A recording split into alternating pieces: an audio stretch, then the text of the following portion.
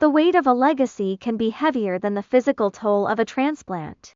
My father is 77 years old and, by all medical accounts, a walking miracle. He received his first heart transplant in 1990 and a second in 2014. Because of these gifts, he has lived to see 10 grandchildren and 6 great-grandchildren. Before the illness, he was a different man, a horrible, abusive alcoholic who nearly drove my mother away. The transplants were a wake-up call. He quit drinking and smoking and eventually became a pillar of our local community. But that transformation came at a steep price for the rest of us. Because his condition rendered him unemployable, my childhood was defined by his needs. My mother worked multiple jobs to keep us afloat while we relied on welfare and food stamps. I've been working since I had a paper route in the 6th grade.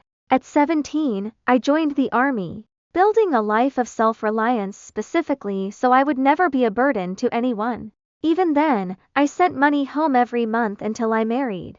Now, the saga has reached a new chapter. His kidneys are failing. He needs a transplant or regular dialysis. My sister has launched a massive social media campaign, urging everyone in the family to get tested as a donor or join a kidney exchange pool to move him up the list. I am firmly, deeply disinclined to participate. To me, it feels fundamentally selfish to ask the younger generations to sacrifice an organ for a man nearing 80 who has been living on borrowed time for over 3 decades. When I voiced this, I was labeled selfish. I was told, you only need 1 kidney anyway. But I can't help but wonder, what if I need that kidney as I age? Where does the sacrifice end? My entire life has been a series of subtractions to keep my father whole. I find myself asking how much more we are expected to give to keep Frankenstein's monster alive. Comments. You don't have to do it if you don't want to.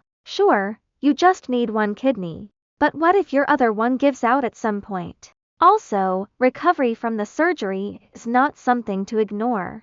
All that for someone with lengthy medical history that could die next month. But also, little tip, don't tell your family you don't want to. You'll just create unnecessary drama. Say you'll get tested. Call the doctor's office to say you don't want to do it but don't want the drama. They'll just say you aren't a match at it, or in this case, that you cannot donate for medical reasons. They do that all the time.